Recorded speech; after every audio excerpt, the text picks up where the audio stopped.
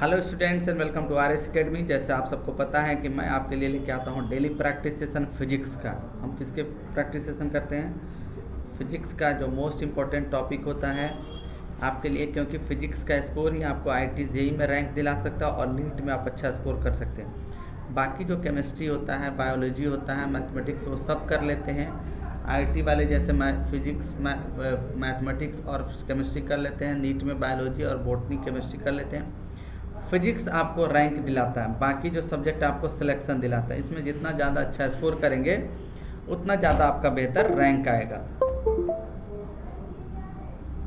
जितना बेहतर आपका स्कोर होगा फिजिक्स में उतना ही ज़्यादा अच्छा आपका रैंक होगा। और हम लोग प्रैक्टिस कर रहे हैं थर्मोडायनेमिक्स का, ये पार्ट 5 है। जो भी स्टूडेंट्स 11th में हैं, आईआईटी जेईई नीट की प्रिपरेशन कर रहे हैं, उन सब के लिए यूज़फुल है। और हमारे रेगुलर सेशन आप इस चैनल पे जा रहा है क्योंकि ये आपका चैनल है। चाहे फिजिक्स का थ्योरेटिकल कंटेंट हो, न्यूमेरिकल प्रैक्टिस हो, केमिस्ट्री का कंटेंट हो, मैथमेटिक्स का कंटेंट है, सब रेगुलरली कंटेंट जा रहा है। और इस पे बायोलॉजी का भी अब क्लासेज स्टार्ट होने वाला है। बस आप चैनल पे हमारे बने रहेंगे, चैनल को बढ़ाएं क्योंकि आपका चैनल है। तो स्टार्ट करते हैं थर्मोडायनेमिक्स का पार्ट 5। ये बड़ा चैप्टर है, इसलिए इसमें थोड़ा सा 2-3 सेशन और लेंगे हम लोग, फिर अगला चैप्टर स्टार्ट कर देंगे। ये पूरी प्रॉपर्टी जैसे ख़त्म होगा फिर आप पहले से मोशन से हम लोग यूनिट मेजरमेंट से स्टार्ट कर देंगे। तो स्टार्ट करते हैं। क्वेश्चन नंबर 1 देखते हैं। In the given process of an ideal gas dW equal to 0। Process हो रहा है और प्रोसेस आप जानते हैं चेंज ऑफ स्टेट को हम प्रोसेस कहते हैं, जिसमें डेल dW का वैल्यू क्या दिया है? 0 दिया है। वर्क डन, वर्क ट्रांसफ़र आप कहेंगे, वर्क ट्रांसफ़र का वैल्यू आपका 0 है। और heat transfer dQ less than equal to 0। Basically ये कट लिखा जाता है dQ और यहाँ पे डेल W क्यों लिखा जाता है? क्योंकि ये दोनों पाथ फंक्शन है। हीट ट्रांसफ़र और वर्क ट्रांसफ़र किस पे डिपेंड करता है? Path followed by the system पे डिपेंड करता है। इसीलिए इसे लिखा जाता है डेल Q यानी और del W। Both are the path function और ये इनएग्जैक्ट डिफरेंशियल होता है, इसीलिए यहाँ पे कट लगा देते हैं ताकि ये समझ में आ जाए कि ये पाथ फंक्शन है और इनएग्जैक्ट डिफरेंशियल इक्वेशन है। तो वर्क ट्रांसफ़र और हीट ट्रांसफ़र इसे कहेंगे। हीट ट्रांसफ़र का वैल्यू लेस देन दिया हुआ है। तो आप जानते हैं according to first law of thermodynamics, first law of thermodynamics के अनुसार हम लिख सकते हैं del Q equal to del U plus del W। और ये इंटरनल एनर्जी है और ये पॉइंट फंक्शन कहलाता है क्योंकि एंड पॉइंट पे डिपेंड करता है इसकी प्रॉपर्टी, इसलिए यहाँ पे कट नहीं लगाया गया। तो आपसे पूछा जा रहा है कि अगर dQ का वैल्यू लेस देन 0 हो, पहले एक इक्वेशन बना लेते हैं। dQ इक्वल टू क्या आ गया? du आ गया और वर्क क्या आपका 0 है। तो यहाँ से आप लिख सकते हैं du इक्वल टू dQ। लेकिन ये dQ का वैल्यू क्या है आपका? लेस देन 0 है। तो du का वैल्यू भी क्या होगा? लेस देन 0 होगा, क्योंकि ये डायरेक्टली वर्क के हीट ट्रांसफ़र के बराबर है। और हीट ट्रांसफ़र का वैल्यू अगर डिक्रीज़ कर रहा है तो आप क्या कहेंगे? मान लीजिए ये सिस्टम है, तो इस सिस्टम से क्या होगा? हीट आपका रिजेक्ट हो रहा है। अगर हीट रिजेक्ट होगा तो ये वैल्यू क्या होगा? हीट का वैल्यू डिक्रीज़ करेगा, निगेटिव साइन लेंगे। और इसका मतलब होगा कि यहाँ पे क्या करेंगे? टेम्परेचर आपका डिक्रीज़ करेगा। अगर क्योंकि टेम्परेचर इसलिए डिक्रीज़ करेगा क्योंकि आप लिखते हैं mCp,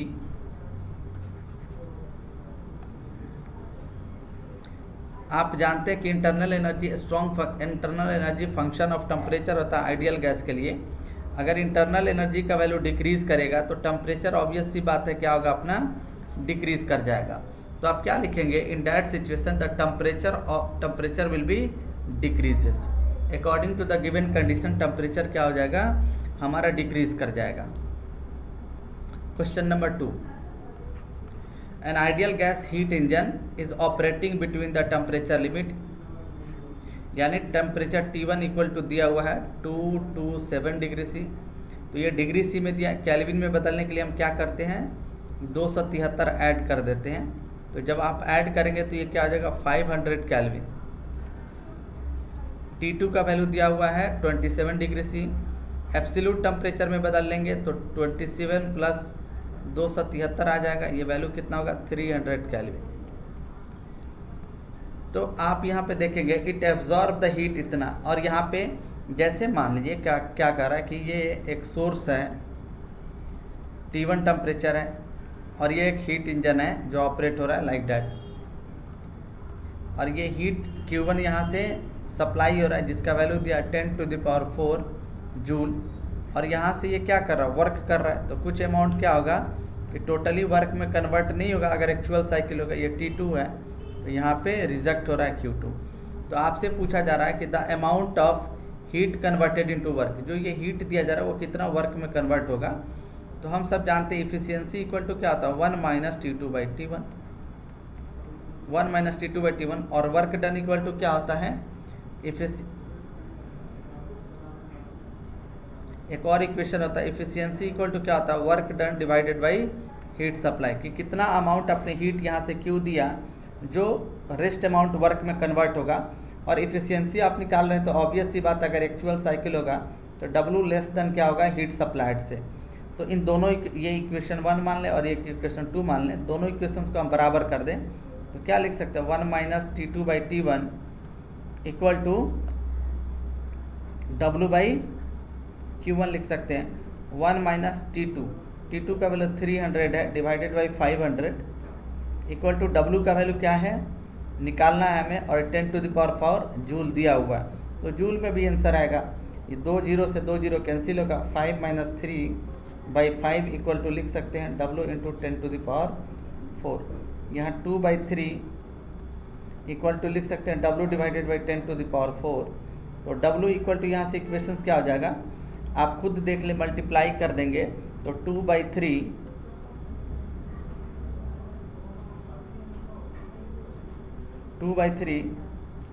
2/5 आएगा ना, यहाँ पे 2/5 आएगा। 5 - 3 कितना होगा 2 होगा, नीचे 5 है तो 2/5 इंटू मल्टीप्लाई कर दें 10,000 से, 10⁴ कितना होगा 10,000 होगा, 5 दूना 10 कैंसिल होगा, ये भी कैंसिल, यानी W का वैल्यू कितना आ जाएगा 4000 जूल। तो ये हमारा आंसर आ जाएगा। कॉन्सेप्ट से आप पढ़ेंगे, कॉन्सेप्ट आपके पास होगा तभी आप आंसर कर सकते हैं। ये सारे IIT JEE के क्वेश्चन पूछे गए। आज के जो सेशन में जितने भी सवाल हैं सभी सवाल IIT JEE के हैं, और ये SL अरोरा में भी ये मेंशन है सारे क्वेश्चन, आप जाके देख सकते हैं। अगला सवाल क्वेश्चन नंबर 3 है।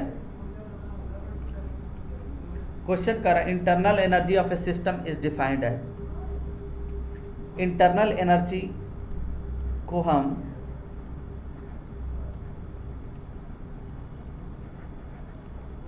कैपिटल E से इंडिकेट करते हैं, लेकिन जनरली हम कैपिटल U से इंडिकेट करते हैं। इंटरनल एनर्जी एक प्रॉपर्टी ऑफ द सिस्टम कहलाता है, प्रॉपर्टी ऑफ सिस्टम है, प्रॉपर्टी ऑफ सिस्टम है इंटरनल एनर्जी। और ये क्या है एक पॉइंट फंक्शन है, internal energy is the point function.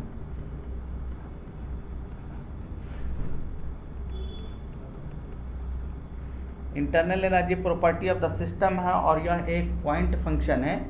ये क्या कहता है कि मान लीजिए एक सिस्टम है, इसमें मॉलिक्यूल्स होंगे और ये मॉलिक्यूल्स कितने होंगे इनफाइनाइट मॉलिक्यूल्स होगा। तो ये क्या कहता है द एनर्जी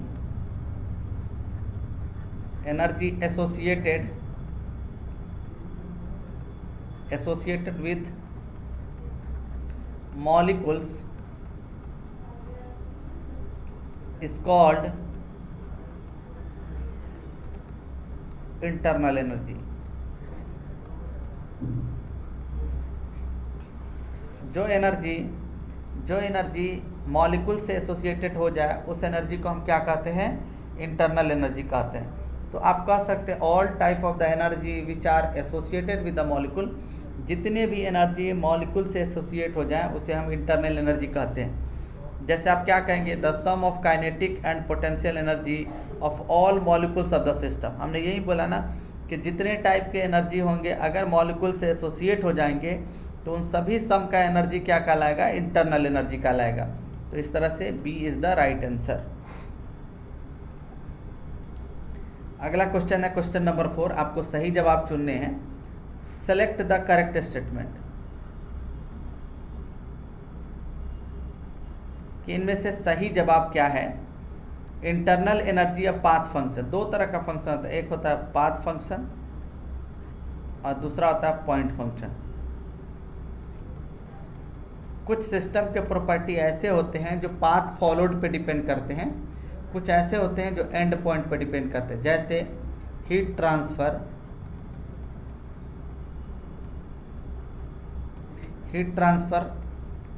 वर्क ट्रांसफर, ये दोनों क्या है, पाथ फंक्शन है।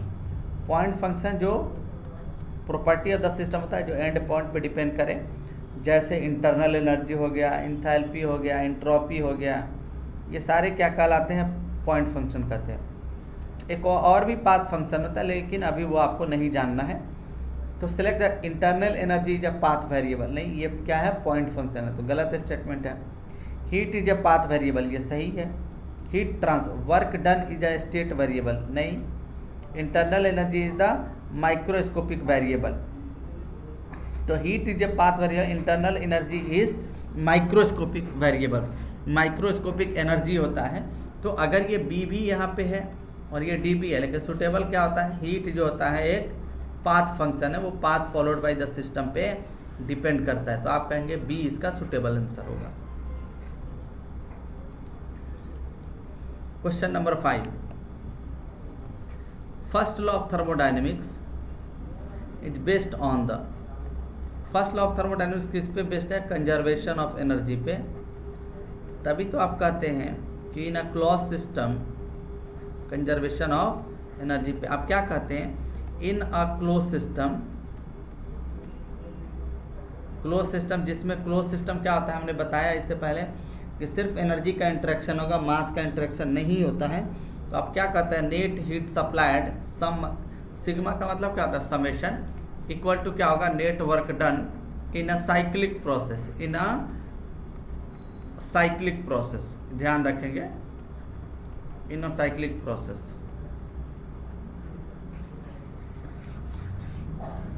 तो इस तरह से कंजर्वेशन ऑफ एनर्जी होता है। और कंजर्वेशन ऑफ एनर्जी का मतलब क्या होता है कि energy can neither be created nor be destroy, कि ना ही एनर्जी को हम बना सकते हैं और ना ही मिटा सकते हैं, सिर्फ इसका रूपांतरण होता है, मतलब ट्रांसफॉर्मेशंस होता है, one form to another form, एक फॉर्म से दूसरे फॉर्म में आप कन्वर्ट करते हैं। जैसे आप मैकेनिकल एनर्जी को इलेक्ट्रिकल एनर्जी में, इलेक्ट्रिकल को मैकेनिकल में, according to the desire, according to the requirements, हम क्या करते हैं, एनर्जी को कन्वर्ट करते हैं। तो फर्स्ट लॉ यही बताता है कि low grade of energy high grade of energy में कन्वर्ट होगा, कन्वर्जन की हम बातें करते हैं। तो राइट आंसर क्या आ जाएगा, कंजर्वेशन ऑफ एनर्जी। कंजर्वेशन का मतलब होता है कि सिस्टम में एनर्जी कंजर्व है। अगला क्वेश्चन है 6, at constant pressure P the volume of a gas increase from V1 to V2। Pressure आपका कांस्टेंट है, ध्यान रखना, कांस्टेंट प्रेशर है, तो P इक्वल टू क्या होगा, कांस्टेंट होगा, इंक्रीज कर रहा है वॉल्यूम, पहले वॉल्यूम V1 था, अब प्रोसेस हो रहा है तो वॉल्यूम कितना हो गया, V2 हो गया। When Q amount of heat is removed, ये सिस्टम है और इस सिस्टम से Q amount of heat remove किया जा रहा है, तो सिस्टम में हीट क्या होगा, डिक्रीज कर जाएगा, ये निगेटिव वैल्यू होगा from this system. What will happen to the internal energy, तो आप first law of thermodynamics apply कर दें, according to the first law of thermodynamics, first law of TD का मतलब थर्मोडायनेमिक्स। आपने देखा हम इक्वेशंस लिखते हैं, dQ equal to du plus del W, और डेल डब्ल्यू का मतलब होता है P into DV for the close system, close system के लिए, और dQ इक्वल टू हम लिख सकते हैं du प्लस P कांस्टेंट है, चेंज इन वॉल्यूम को हम क्या लिखेंगे, V2 माइनस V1। अब कह रहा है कि ये वैल्यू जो है रिमूव किया जा रहा है, तो रिमूव क्या होगा, निगेटिव साइन आएगा, तो आप लिख सकते हैं minus Q equal to du plus P V2 minus V1। अब आपको इंटरनल एनर्जी लिखना है, तो यहाँ पे इंटरनल एनर्जी इक्वल टू क्या लिख सकते हैं, minus P V2 minus V1 और माइनस Q आएगा। तो यहाँ से आप ले सकते हैं टोटल से माइनस ले लो तो क्या लिख सकते हैं, V2 minus V1 plus Q, ऐसे लिख सकते हैं ना। तो इसका मतलब क्या होगा कि सेम तो होगा नहीं,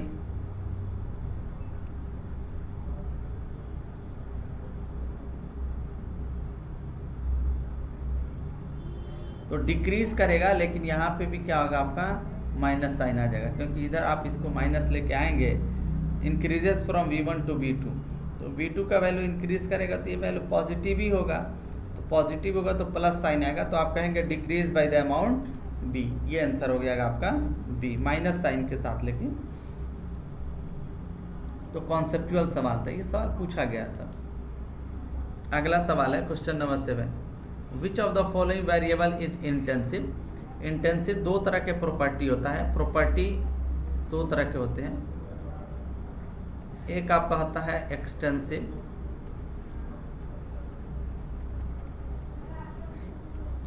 और दूसरा होता है इंटेंसिव। एक्सटेंसिव प्रॉपर्टी का मतलब जो मास से इंडिपेंडेंट हो, सॉरी जो मास पे, एक्सटेंसिव प्रॉपर्टी का मतलब होता है जो मास पे डिपेंड करे, मास डिपेंडेंट।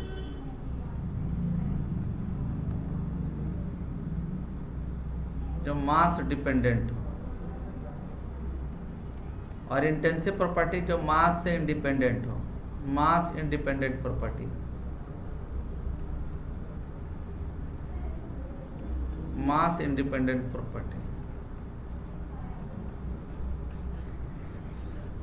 ठीक है। तो जैसे मास इंडिपेंडेंट प्रॉपर्टी, तो वॉल्यूम क्या है, मास पे डिपेंड करेगा साइज से, तो ये नहीं हो सकता है, टोटल मास नहीं हो सकता है। Which of the following variable is intensive property. Internal energy भी क्या है, extensive property, only temperature is intensive. जैसे मान लीजिए कि एक सिस्टम है और इसमें मास को डिवाइड कर दे तो m/2 आएगा, m/2 आएगा, वॉल्यूम को डिवाइड कर दे v/2 v/2, internal energy u/2 u/2, लेकिन टेम्परेचर क्या होगा, सभी जगह टेम्परेचर क्या होगा, इक्वल होगा, तो आप कहेंगे टेम्परेचर एक इंटेंसिव प्रॉपर्टी है, बाकी सारे एक्सटेंसिव प्रॉपर्टी। तो इसके कुछ कंडीशंस होते हैं, पूरा बेसिक आपने पढ़ा होगा तो समझ में आएगा, या जब पूरी कहीं डाउट होगा तो आप कमेंट करेंगे तो इस पर मैं एक वीडियो बना दूंगा।